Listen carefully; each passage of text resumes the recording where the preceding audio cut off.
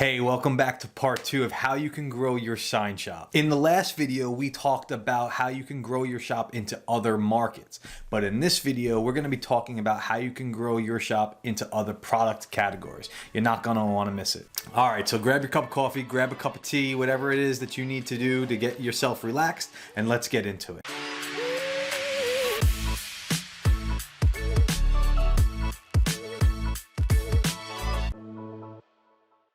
All right, so like we said in the last video, there's definitely not one answer to this question of how you can grow your sign shop. But we're gonna cover a couple of them in these next couple of videos here. And in this video here, we're gonna be talking about how you can grow your sign shop by getting into other product categories. All right, so let's first identify a couple of categories for you to grow into. First, there's the exterior and interior sign category. That's really gonna be your fabrication-like shop. That's really going to be your production shops, your manufacturing shops, where you're gonna have to specialize in the category of interior and exterior signage, and that's going to include illuminated signage as well. Another category that you can get into is just simply wide format printing. In the wide format printing category, you're gonna have a lot of room there to grow.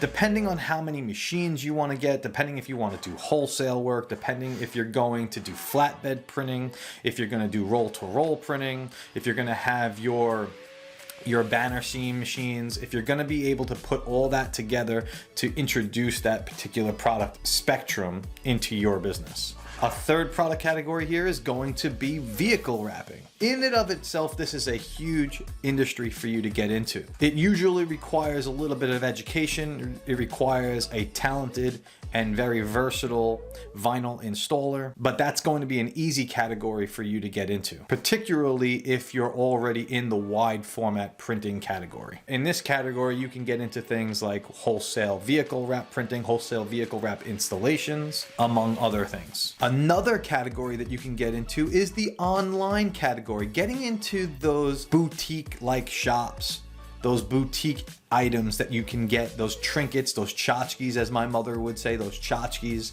getting into engraved signage there, maybe getting yourself a laser engraver or two, and getting into that type of marketplace for you to be able to sell one-offs as gifts, promotional items, things of that nature. And lastly, another category for you to get into is going to be the apparel category. I started out in the apparel category. I think it's a great way to get yourself into being in the sign business. I think that the apparel category is a wonderful category to even get started with or to introduce into your system, because yes, while you'll need a couple of pieces of equipment, this particular industry of apparel printing has gotten to be quite interesting over the years, where you can get yourself a DTG machine now without the pre-treat machine, and also get yourself a little bit of an embroidery section there without really taking too much of a footprint in your center as it is right now. So that might be something that you might want to look into. How can you get into garment printing beyond heat transfers, right? I know we could probably do heat transfers if you are in the wide format printing section already. You could probably already do heat transfer printing, but how can you take that a step further and getting into screen printing or DTG printing, and even embroidery on things like shirts, polo shirts, hats, aprons, things like that? How can you get into that and add that category into your business? So that's going to be something for you to think about when you want to get into any one of these categories, how you can introduce this category into your system as it currently stands right now. One thing that you can rest assured and be 100% satisfied with is that Shopbox takes care of each one of these particular categories carefully.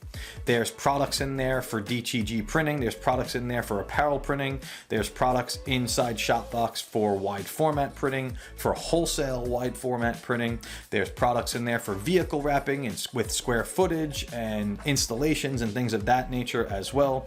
There's also products inside Shopbox for service, in case you want to get into retrofitting, and we covered service in another series of videos, which you could probably see right here. So that's my advice on how you might go about introducing introducing new product categories into your shop. It's going to be very challenging at first to introduce a whole new category into your shop. That's something that you may not be doing, but once you have that plan figured out, once you figured out the equipment that you're going to get and you start introducing new pieces, you're going to ease your way into this category. You're not going to automatically start being the best vehicle wrapper or the best wholesale wide format printer or the best t-shirt printer for that matter. You're not going to start day one being the best or even being known for this. You have to take baby steps when you're introducing a new category such as any of these that I've mentioned. But don't forget, Shopbox is there to help guide you through a couple of these bumps in the road that you might have when you do normally introduce a new category into the spectrum of services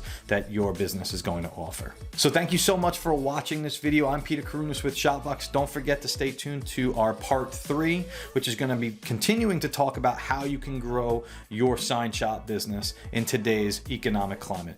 Thank you so much for watching, and don't forget, stay positive out there.